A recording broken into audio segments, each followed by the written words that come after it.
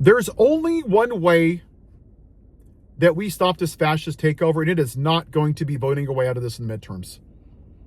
The only way this is going to stop is if we go on a general strike as a country. That is it. Let's be real. Both political parties don't give a damn about us. Neither party has raised minimum wage. Neither party has reversed Citizens United. Neither party has banned AIPAC or forced them to register in the United States. Neither one of them has stopped taking money from corporations. Neither one of them has helped us with housing, universal health care, gun reform. Nothing. They've done nothing to help us. Except tell us, oh, we're the lesser of two evils. No, they're not. The Republican Party is Derek Chauvin, literally murdering democracy, and the Democrats are the three officers that stood by and watched it happen, the do-nothing Democrats. We're not voting our way out of this in the midterms. The Democrats are just as complicit in this as the Republicans. Just stop it. Morally, yeah, they're not as bad, but they're complicit just as much through their silence.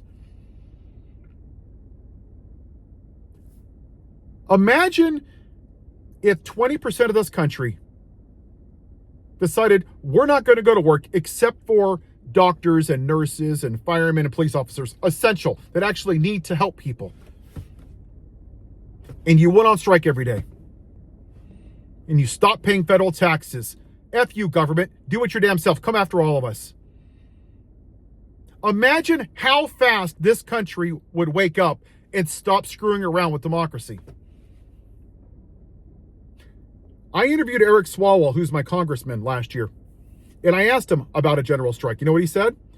Only if it will help register voters and help the Democrats win the midterms. He didn't give a damn about the people. And he acknowledged that if the Democrats don't win the midterms, that democracy will probably be gone. He said that a general strike is too extreme. Really? Really? We're kidnapping presidents from other countries? We have a rapist in the White House who is literally and actively defending child molesters? He's alienating all of our allies. He's about to pull us out of NATO. He still hasn't stopped the war in Ukraine. In fact, he's kissing up to the man that's murdering our allies, completely abandoning the Budapest Memorandum that was written after the Cold War. And now we're on a war in Iran where we're going to put boots on the ground, and 6 soldiers have already died. Yeah, this is not going to end well, people. And I'm going to say this for the white people because it needs to be said. Because Martin Luther King said that a leader is not a searcher of consensus, they're a molder of consensus. These No Kings protests, I'm going to them. But they're white participation trophies. Every 4 months, on a Saturday at 12 o'clock, you dress up as a frog and you celebrate. Do it. It's not doing shit. It's not doing a damn thing. But it makes white people feel good. Tell me what it's done. Nothing. The Democrats are still voting for the CRs twice last year.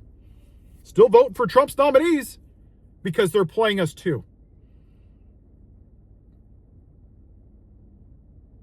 See, the reason we're here is because when I push the general strike, it's the same excuse from primarily white people. I can't afford to. I can't afford to. That's not going to work. I can't afford to. I got bills to pay too. I got gas to pay, insurance, mortgages, food. I got bills.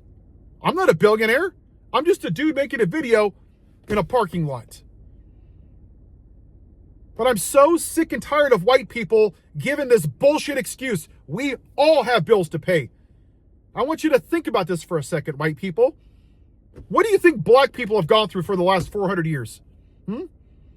Lynched in trees, not allowed to sit and drink from a water fountain, sit in a diner, sit on a bus, not allowed to vote. They literally went on general strikes for 18 months at a time. Kaepernick lost his job. John Lewis almost died for wanting to vote. Martin Luther King is wanting to be equal to the white man. And you're going to tell me that you won't go on a general strike because you need money? You're not serious right now, are you? That is the definition of white privilege. So if democracy goes away, remember, that you stood in your privilege because you were unwilling to be uncomfortable. And that's what this is really about. White people are unwilling to be uncomfortable voluntarily. Then what's going to happen is that democracy is going to be gone. Your 401k is going to go down. You're going to lose your job because of AI and because the economy is going down the crapper.